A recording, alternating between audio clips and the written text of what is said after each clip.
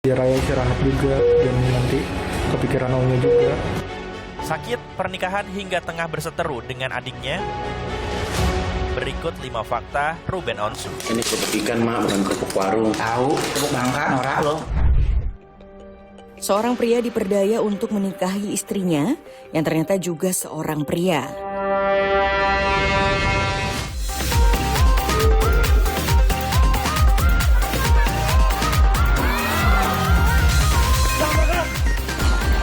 Mohon maaf sebesar-besarnya kepada istri saya.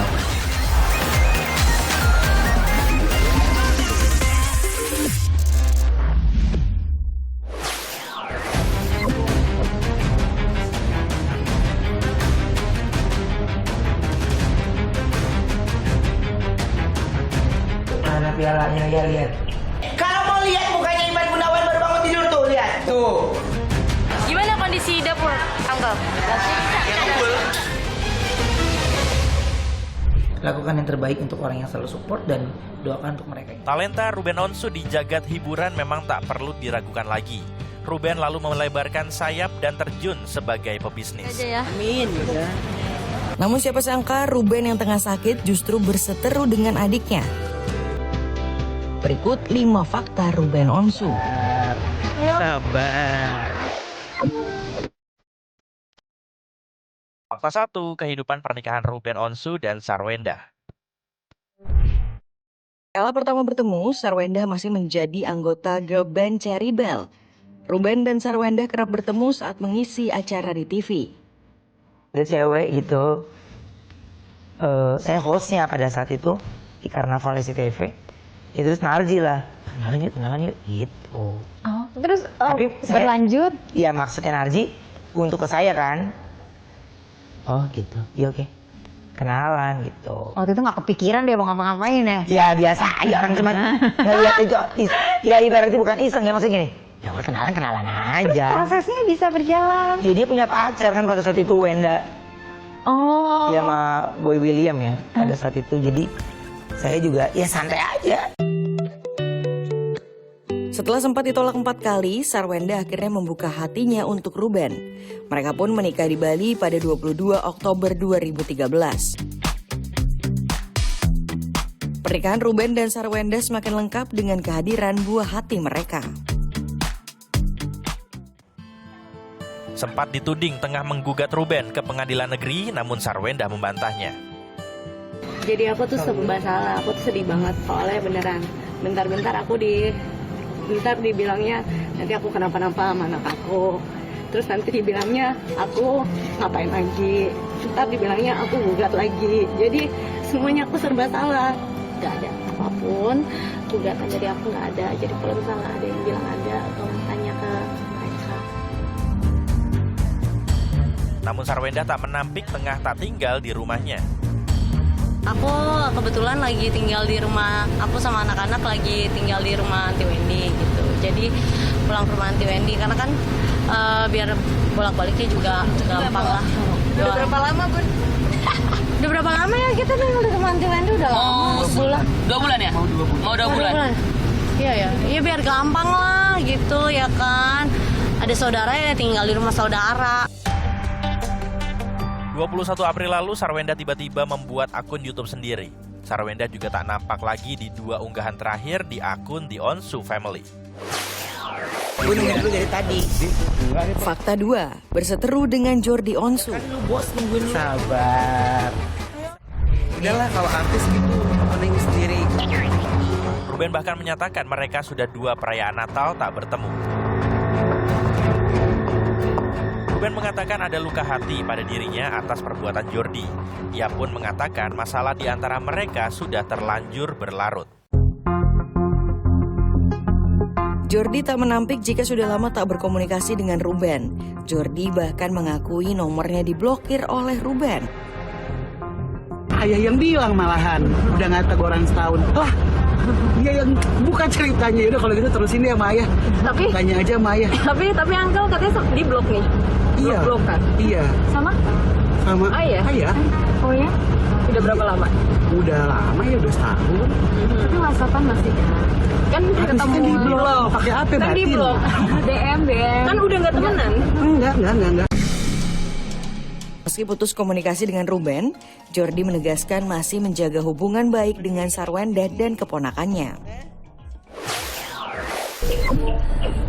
Boleh nangis gitu ah. Fakta 3, Ruben akui sempat sakit parah. Mana pialanya ya, lihat. Biar Raya istirahat juga, dan nanti kepikiran Onya juga. Beberapa tahun belakangan, Ruben kerap keluar masuk rumah sakit akibat sakit MT-Sela Syndrome, sakit pada struktur dasar tulang tengkorak. Flu darah. Tapi ayah ngerasa lemes gak sih sebenarnya nih? Enggak, ini lemes jadi karena tidur terus. MT-Sela Syndrome membuat Ruben tidak bisa bertahan di udara dingin dan penurunan trombosit yang menyebabkannya mudah lemas. Ruben bahkan pernah masuk ruang ICU pada 2002 lalu.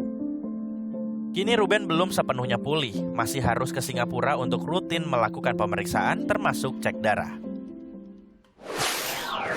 Gimana kondisi dapur, Uncle?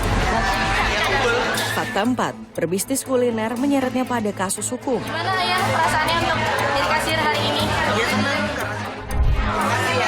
Pada tahun 2022, Ruben pernah terseret permasalahan hak merek terkait gerai makanan cepat saji miliknya. Bengsu 2015 ada yang daftar. Kemudian ketika gua beli berarti haknya dialihkan dari Jesse Handalim yang di Bandung menjadi pemilik Ruben Onsu. Oh iyalah. Maka dari itu pendaftaran mulai dari 2017 sampai sesudahnya itu harusnya cuma diberikan kepada Ruben Onsu. Iya. Iya, tiba-tiba sertifikatnya keluar 2. Apa dan apa? Ruben Onsu, dan waktu itu ada satu orang partner bisnis gua, dia tuh nama aslinya Kokbeng. Terus dia rubah namanya jadi Benny Sujono supaya bisa disingkat jadi Bensu. Ya. Kocak, gila pelawak lu. Terus dia bilang katanya Ruben itu ngambil resep, Ruben itu mencuri, kalau brand dia ada duluan. Di tingkat kasasi, Mahkamah Agung meresmikan Ruben sebagai pemilik merek dagang itu. Oh ini. Jangan maksa, kalau cuma sederhana gitu. Fakta 5, punya banyak sahabat. Mak bukan kerupuk warung. Tahu, tepuk bangka norak lo. Kalau mau lihat mukanya Ivan Gunawan baru bangun tidur tuh, lihat. Tuh. Salah satunya Ivan Gunawan. Keduanya telah saling mengenal selama lebih dari 16 tahun. Pertama kali ketemu waktu gua sama kita syuting Bad Wolf. Waktu zaman Richard Buntario. Tapi gue nggak ketemu lu. Adegannya. Masa sih? Nggak ketemu lu. Tapi itu kita main di satu film loh, Ma. Iya, di satu film, ketemunya pasti di itunya kan, premier. Ini Ruben pagi-pagi datang kemari, kita udah nggak ada persiapan apa-apa. Ruben juga bersahabat dengan pedangdut Ayu Ting Ting. Menurut Ayu, Ruben adalah sosok yang selalu datang memberi masukan ketika ia sedang bersedih. Lu bantu usaha temen dong. Ruben juga bersahabat dengan mendiang Olga kurang lebih selama 10 tahun hingga Olga meninggal.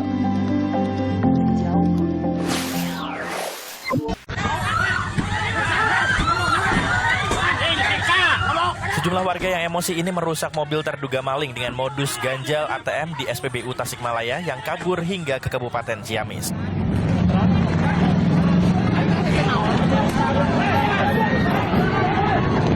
Warga semakin emosi karena dalam pelariannya terduga pelaku menabrak sejumlah pengendara namun tetap kabur.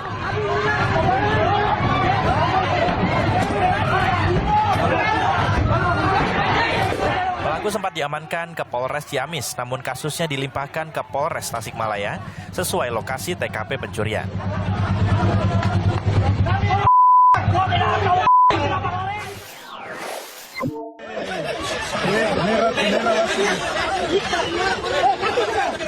Baku hantam antara pemain sepak bola ini terjadi saat turnamen sepak bola antar kampung di Kelurahan Gambesi, Ternate Selatan.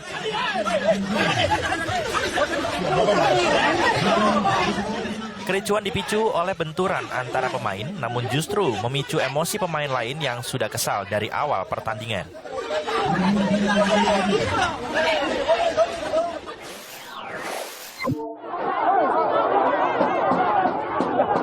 Kericuan ini terjadi saat tim juru sita Pengadilan Negeri Sei Rampah diusir warga desa Kota Galuh ketika akan mengeksekusi lahan. Seorang keluarga ahli waris bahkan menjadi korban kekerasan akibat dianiaya warga sekitar. Menurut kuasa hukum pemohon, kasus kepemilikan lahan telah inkrah di Mahkamah Agung. Atas kasus ricuh hingga penganiayaan, korban akan membuat laporan ke Polda Sumut.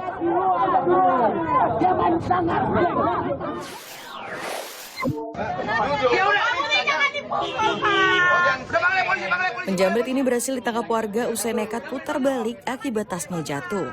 Warga yang melihat langsung mengejarnya hingga pelaku terjatuh.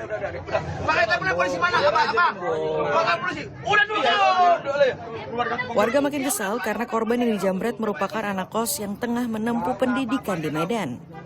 Masyarakat dan korban langsung membawa pelaku ke polisi.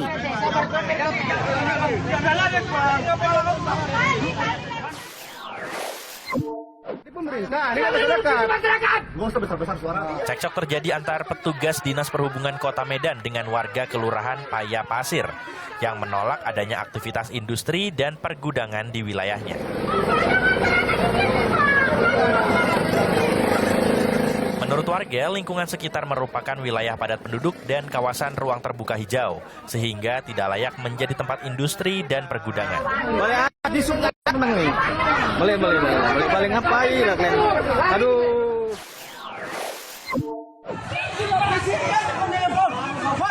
Dua wanita dan seorang pria ini langsung ditangkap warga usai diteriaki sebagai penculik anak di wilayah Medan Tuntungan. Ini orangnya.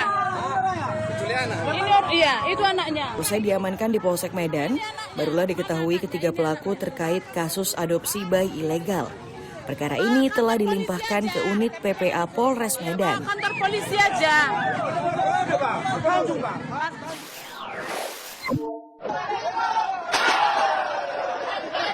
Warga desa Gombang ini beramai-ramai membanting sepeda motor maling dengan modus sales yang tertangkap. Pelaku nekat masuk rumah ketua RW yang sepi karena ada acara di rumah tetangga. Maling telah diamankan polisi sebelum sepeda motor ikut diangkut sebagai barang bukti.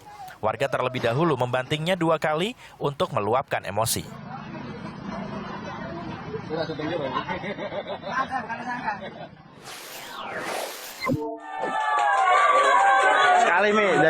Inilah detik-detik warga menangkap pasangan suami istri yang kerap merampok rumah warga di wilayah Setia Mekar, Rawa Aren, Perumnas 3, Sasak Jarang hingga Rawa Semut, Kota Bekasi.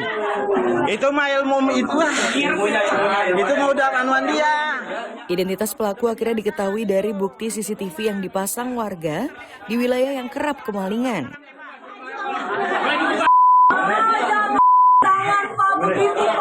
Warga, polisi, dan Babinsa langsung menggeruduk kontrakan pelaku.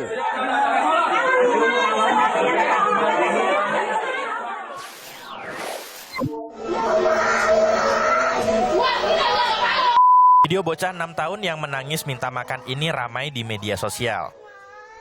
Mirisnya, alih-alih memberi makan, seorang wanita yang keluar justru memarahinya dan mengguyur dengan air.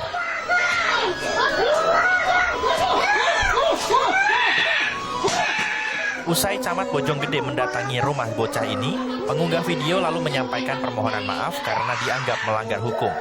Pengunggah disebut tidak berkoordinasi dengan lingkungan pemerintah desa maupun kecamatan sebelum mengunggah video. 4 permohonan maaf sebesar-besarnya saya sampaikan kepada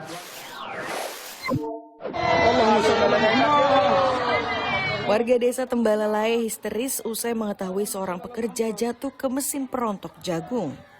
Korban jatuh akibat baut yang tiba-tiba lepas hingga mesin langsung terbuka. Usai dikeluarkan dari mesin, tubuh korban langsung dibawa ke rumah sakit.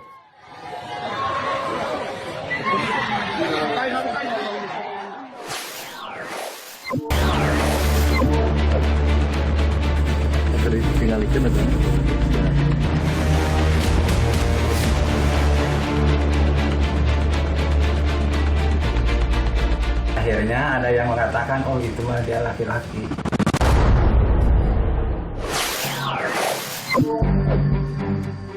Siapa sangka wanita bergaun yang tengah duduk di pelaminan ini adalah seorang pria. Pelaku atau wanita dalam foto ini datang dengan nama Adinda Kanza. Korban dan pelaku berkenalan melalui media sosial dan menjalin hubungan selama setahun hingga memutuskan menikah pada 12 April. Namun, keluarga menaruh curiga. Hingga 12 hari pasca menikah, identitas aslinya terungkap. Ia adalah seorang pria dengan inisial ESH. Saya sudah gak punya orang tua, sudah mati, bilangnya. Saya gak curiga karena dia pakai muslim.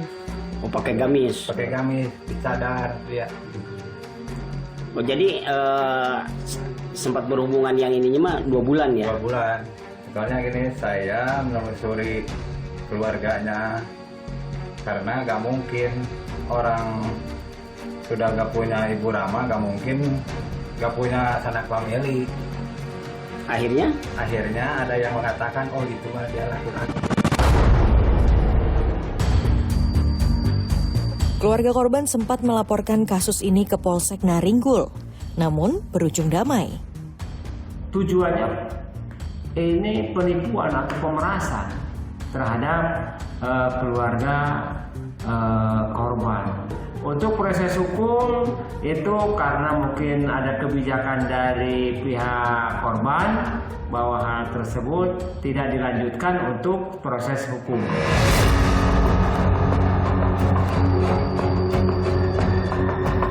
KUA Kecamatan Naringgul menegaskan pernikahan korban dan pelaku tidak didaftarkan secara administrasi negara.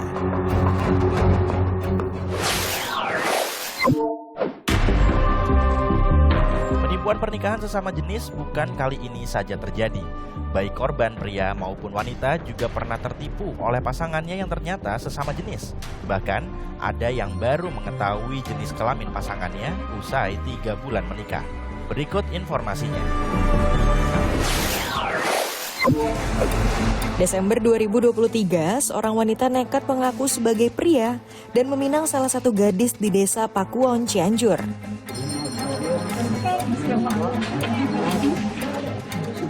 Akad nikah pun digelar secara meriah dengan dihadiri banyak tamu.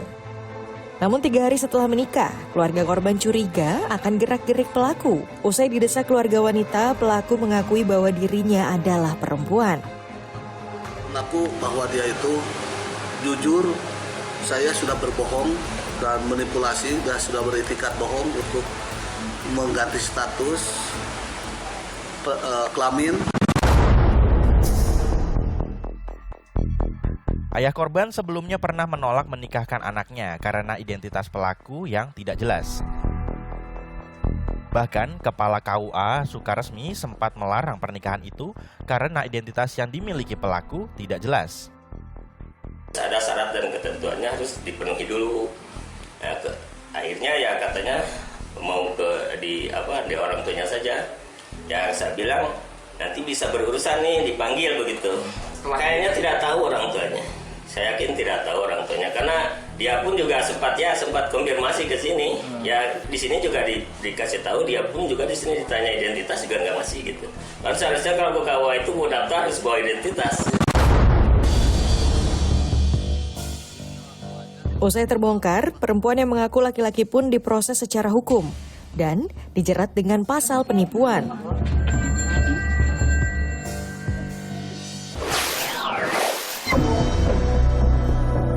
Dua bulan menikahi pasangannya, korban tak menyangka suaminya adalah wanita. Keluarga dan korban tak curiga karena wajah dan suara pelaku menyerupai pria. Bahkan pelaku sempat menjadi imam sholat. Laki-laki ini tidur di rumah si perempuan, jadi saya akhirnya konfirmasi ke pihak keluarga, paman si korban. Nah, jadi saya bilang jangan sampai terjadi sesuatu yang tidak kita inginkan kan gitu. Nah, jadi selang kalau nggak salah ingat saya sehari atau 2 hari dari itu datang ke sini lagi menyatakan bahwa mereka mau dinikahkan. Namun pelaku selalu mengelak saat ditanya soal identitasnya. Pelaku juga sempat menguras harta korban dan keluarganya hingga 300 juta rupiah. Mengetahui akan terbongkarnya kedoknya, pelaku kabur membawa korban ke tempat asalnya di Lahat, Sumatera Selatan. Semua yang ada di rumah ini dikuras habis. Harta ibu semua, emas ibu sampai motor dimasukkan ke lesingan dengan dalih pengobatan ayahnya, dan anak ibu dijadikan alat ATM si pelaku. Usai melakukan pencarian, pelaku akhirnya berhasil ditangkap polisi.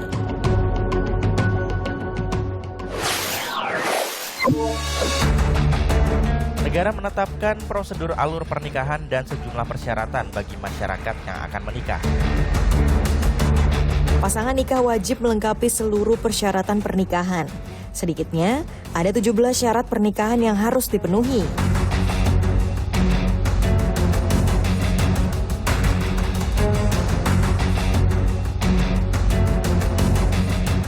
Pasangan lalu dapat mendaftarkan pernikahan secara online dan mencetak bukti pendaftaran.